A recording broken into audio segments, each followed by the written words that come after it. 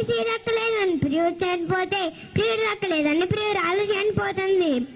పెద్దలు అంగీకరించలేదని కలిసి బ్రతకలేమని ఆత్మహత్యలు చేసుకున్న జంటలు కూడా ఉన్నాయి.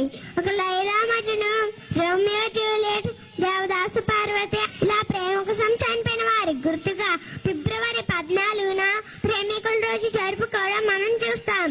ఇక ఆ రోజున ప్రేమ గురించి ఏ ప్రేమికుడిని కదిలించిన ప్రేమలో పిహెచ్డి చేసిన వాడిలాగా చెప్తాడు.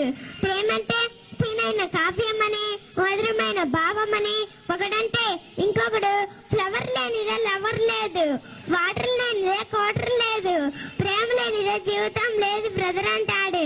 మరొకరిని ప్రేమ గురించి అడిగితే ఉన్నాడు ఐఫోన్ కొనిస్తాడు, లేనాడు ఐస్ క్రీమ్ తినిపిస్తాడు, కాసులున్నాడు కారులో తిప్పుతాడు, పైసలు లేనాడు పానీపూరి తినిపిస్తాడు. ప్రజెంటేషన్ లోనే తేడా, ప్రేమలో కాదంటాడు. ఇలా ప్రేమ గురించి చెప్తున్నప్పుడు ఎంత గొప్ప ప్రేమికుడు అని ఆశ్చర్యపోతాం. కానీ పీలారా, ఇదే ప్రశ్న ఇదే ప్రేమికుడు నాకు వారం తర్వాత అడిగితే ప్రేమ లేదు దోమ లేదు. మీకు ఒక విషయం చెప్పనా?